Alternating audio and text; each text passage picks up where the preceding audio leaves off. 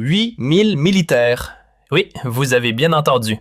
Jakarta s'apprête à les projeter vers Gaza. Ce n'est pas une manœuvre symbolique. On ne parle plus d'un simple débat diplomatique. La décision glisse lentement vers le concret. L'Indonésie apparaît comme la première nation à annoncer publiquement sa volonté d'assumer un rôle actif sur le terrain. Pas seulement des déclarations indignées, pas uniquement des convois humanitaires, mais des soldats. Et pourtant, un détail change tout. Elle ne serait pas la seule à envisager ce pas risqué. D'autres États, certains en coulisses, d'autres plus assumés, réfléchissent eux aussi à une présence sur place. Mais lesquels précisément? Et surtout, sommes-nous face à une opération de stabilisation ou à l'étincelle d'un affrontement plus large? Car derrière cette initiative se dessine un projet dont on parle à voix basse. Un concept baptisé New Gaza, transformer l'enclave en vitrine luxueuse, sécurisée, flambant neuve, mais vidée de ses habitants palestiniens. Dans cette vidéo, je vais décrypter qui est réellement prêt à déployer des troupes, qui freine des quatre fers et pour quelles raisons. Nous verrons comment Donald Trump tente de constituer une coalition internationale de 10 000 hommes, que peu de capital semblent enthousiastes à rejoindre. Et surtout, pourquoi cette opération pourrait se transformer en prochain point chaud du Moyen-Orient. Restez jusqu'au bout, ce qui se trame à Gaza dépasse largement les apparences. Pour comprendre pourquoi l'Indonésie prend ce risque, il faut repartir du contexte. Un cessez-le-feu est officiellement en vigueur depuis octobre 2025. En théorie, cela signifie l'arrêt des attaques, l'ouverture des frontières, le retrait des armes, puis le début de la reconstruction à Gaza. Mais la réalité est loin d'être calme. D'après les données du ministère de la Santé de Gaza, 8000 militaires. Oui, vous avez bien entendu. Jakarta s'apprête à les projeter vers Gaza. Ce n'est pas une manœuvre symbolique. On ne parle plus d'un simple débat diplomatique. La décision glisse lentement vers le concret. L'Indonésie apparaît comme la première nation à annoncer publiquement sa volonté d'assumer un rôle actif sur le terrain. Pas seulement des déclarations indignées, pas uniquement des convois humanitaires, mais des soldats. Et pourtant, un détail change tout. Elle ne serait pas la seule à envisager ce pas risqué. D'autres États, certains en coulisses, d'autres plus assumés, réfléchissent eux aussi à une présence sur place. Mais lesquels précisément? Et surtout, sommes-nous face à une opération de stabilisation ou à l'étincelle d'un affrontement plus large? Car derrière cette initiative se dessine un projet dont on parle à voix basse. Un concept baptisé New Gaza, transformer l'enclave en vitrine luxueuse, sécurisée, flambant neuve, mais vidée de ses habitants palestiniens. Dans cette vidéo, je vais décrypter qui est réellement prêt à déployer des troupes, qui freine des quatre fers et pour quelles raisons. Nous verrons comment Donald Trump tente de constituer une coalition internationale de 10 000 hommes, que peu de capital semblent enthousiastes à rejoindre. Et surtout, pourquoi cette opération pourrait se transformer en prochain point chaud du Moyen-Orient. Restez jusqu'au bout, ce qui se trame à Gaza dépasse largement les apparences. Pour comprendre pourquoi l'Indonésie prend ce risque, il faut repartir du contexte. Un cessez-le-feu est officiellement en vigueur depuis octobre 2025. En théorie, cela signifie l'arrêt des attaques, l'ouverture des frontières, le retrait des armes, puis le début de la reconstruction à Gaza. Mais la réalité est loin d'être calme. D'après les données du ministère de la Santé de Gaza, 591 Palestiniens ont été tués et 1578 blessés par des attaques israéliennes depuis l'entrée en vigueur du cessez-le-feu. 591 morts pendant une trêve. C'est dans ce climat que la deuxième phase, dite de stabilisation et de démilitarisation, est poussée depuis janvier 2026. Donald Trump vise la mise en place de 10 000 forces de sécurité internationales. 10 000 soldats étrangers à Gaza. Le problème, c'est que très peu de pays veulent soutenir cette initiative, que ce soit politiquement, financièrement ou en envoyant des soldats. Même les USA ont du mal. Washington aurait déjà pressé 70 pays de participer. 70 pays. Et pendant que beaucoup calculent encore, hésitent, négocient en coulisses, l'Indonésie avance rapidement. Le gouvernement annonce une participation officielle à la mission à Gaza, ce qui attire aussitôt l'attention mondiale. L'Indonésie est décrite comme le premier pays à déclarer publiquement qu'il est prêt à envoyer des troupes, avec un plan de force pouvant atteindre environ 8000 personnels, 8000 soldats indonésiens à Gaza. Cet envoi est lié à une charte d'un Conseil de la paix formé par le président américain Donald Trump. Et ce qui frappe, c'est que cette décision ne sort pas de nulle part. Le chef d'état-major de l'armée de terre, Marwi Simanjuntak, affirme que les forces armées indonésiennes ont déjà commencé à préparer des troupes en attendant une coordination officielle sur les besoins et le profil des personnels demandés. Et même avant cela, depuis novembre, le ministre de la Défense expliquait que l'Indonésie avait entraîné jusqu'à 20 000 soldats des forces spéciales pour des missions de santé et de construction. Techniquement, des forces seraient donc prêtes à être déployées à tout moment. Mais il existe un frein majeur, le mandat de l'ONU. L'Indonésie insiste sur un point non négociable. L'envoi de troupes doit passer par un mandat officiel des Nations Unies et pas seulement par le Conseil de la paix de Trump. La raison est simple et cruciale. Ce Conseil de la paix n'est pas une structure de l'ONU. Sans mandat onusien, les troupes risqueraient de perdre la protection du droit international et l'ensemble des coûts de la mission devrait être payé par le pays contributeur lui-même. Mais au-delà des questions juridiques et financières, il existe un danger bien plus immédiat parce que Gaza n'est pas le Liban. Ce n'est pas un théâtre africain classique. Israël demeure la puissance militaire dominante et Israël a peur. Israël craint même que la présence d'un contingent indonésien important puisse se transformer en bouclier humain. L'arrivée d'une force indonésienne en grand nombre devient donc une pression politique directe sur Israël. Dans ce contexte, Benjamin Netanyahou rencontre Donald Trump. L'un des sujets discutés concerne précisément les limites du rôle des forces internationales à Gaza. Où peuvent-elles aller? Que peuvent-elles faire? Que peuvent-elles voir? En parallèle, le Hamas émet un avertissement très ferme contre les forces internationales de stabilisation, y compris un éventuel contingent indonésien. Un haut dirigeant du Hamas, Osama Hamdan, insiste sur le fait que des troupes étrangères doivent respecter des restrictions strictes afin de ne pas exécuter un agenda israélien. Vous comprenez le piège? Israël ne veut pas que ses forces deviennent un bouclier protégeant le Hamas. Le Hamas ne veut pas que ses forces deviennent un bras armé d'Israël.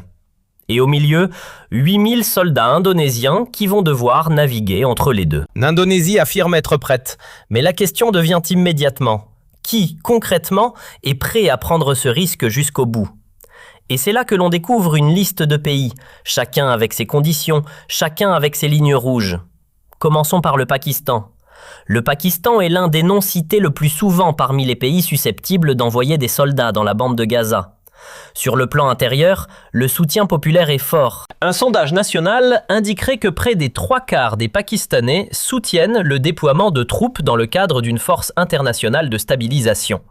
Sur le plan diplomatique, le Pakistan est déjà intégré au dispositif. Il a rejoint le Conseil de la paix formé par Donald Trump et a récemment participé à une conférence organisée par le commandement central américain au Qatar. Ce forum a rassemblé des représentants d'environ 45 pays pour discuter des aspects opérationnels d'une force internationale de stabilisation.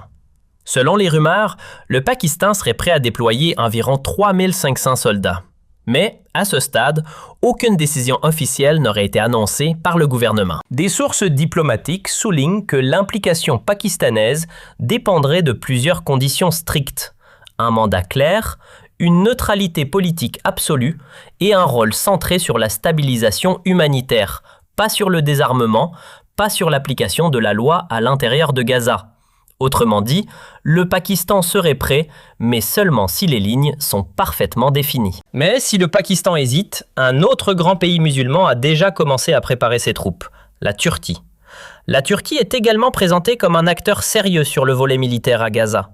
Depuis novembre 2025, Ankara aurait commencé à rassembler une brigade d'environ 2000 soldats pour rejoindre une force de stabilisation. Il ne s'agirait pas d'un contingent symbolique, mais de personnels expérimentés en zone de conflit et en opération de maintien de la paix. Politiquement, la position turque est décrite comme stratégique. La Maison-Blanche aurait confirmé que la Turquie siège dans un comité clé chargé de superviser la gestion de Gaza après la guerre.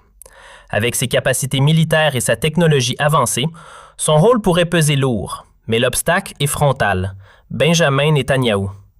Depuis janvier, il répète que des forces turques ne mettront pas les pieds à Gaza. Et, plus durement encore, Il affirmerait que la Turquie n'aura aucune autorité ni influence dans les structures mises en place par Donald Trump pour gérer Gaza après la guerre.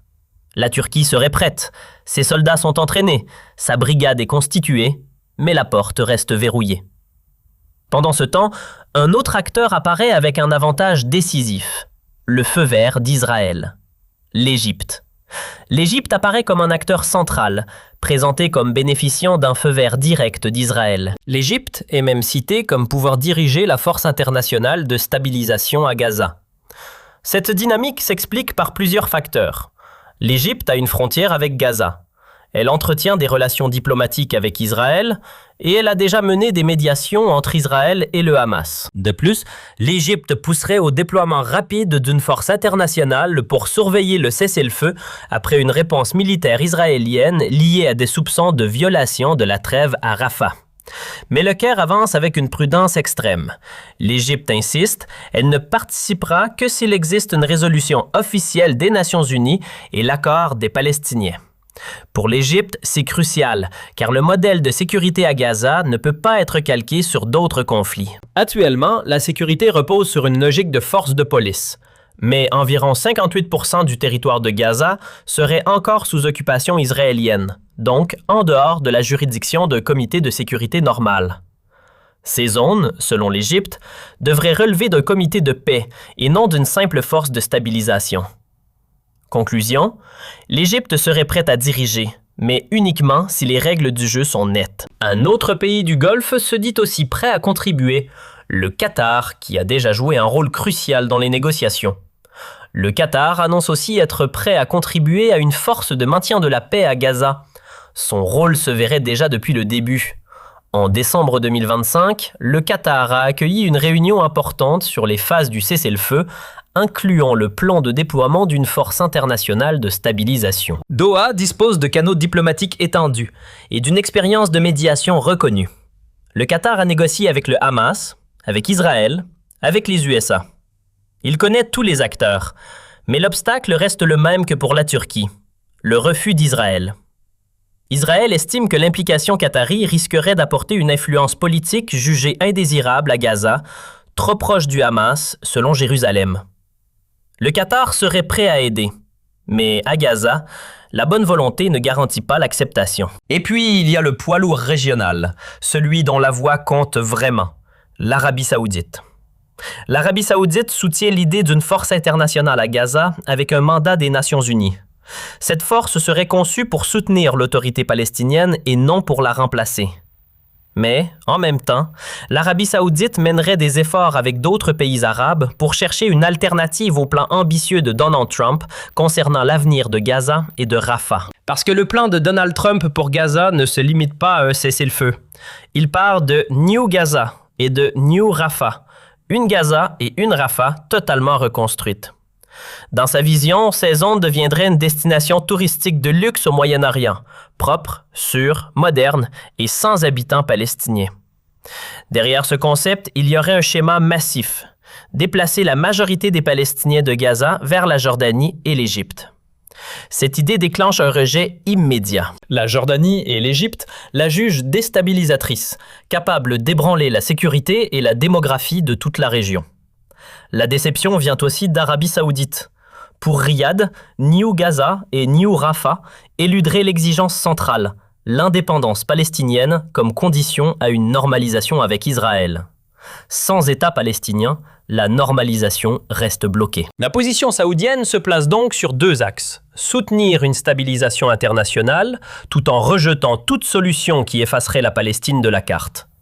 L'Arabie saoudite participe, mais avec une ligne rouge clairement posée.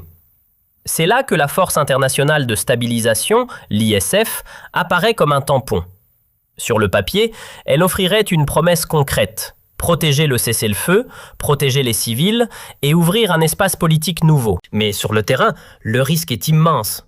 L'ISF peut être perçu comme un outil d'agenda étranger par le Hamas ou, au contraire, comme une entrave à la liberté d'action d'Israël. Récapitulons ce constat. L'Indonésie est prête à envoyer 8000 soldats, mais exige un mandat de l'ONU. Le Pakistan pourrait envoyer 3500 soldats, mais seulement avec une neutralité stricte. La Turquie a 2000 soldats prêts, mais Netanyahou refuse. L'Égypte pourrait diriger la mission, mais exige un mandat onusien et un accord palestinien. Le Qatar veut aider, mais Israël dit non. L'Arabie Saoudite soutient, mais rejette le plan New Gaza. Vous voyez la contradiction ? Trump veut 10 000 soldats, mais presque personne ne veut y aller sans protection de l'ONU, et Israël bloque les pays musulmans qui seraient prêts. Alors, qui reste ? Des pays occidentaux ? Ils ne veulent pas mourir pour Gaza. Des pays africains ? Ils n'ont pas les moyens. Des pays arabes ? Israël ne leur fait pas confiance. C'est un cercle vicieux. Trump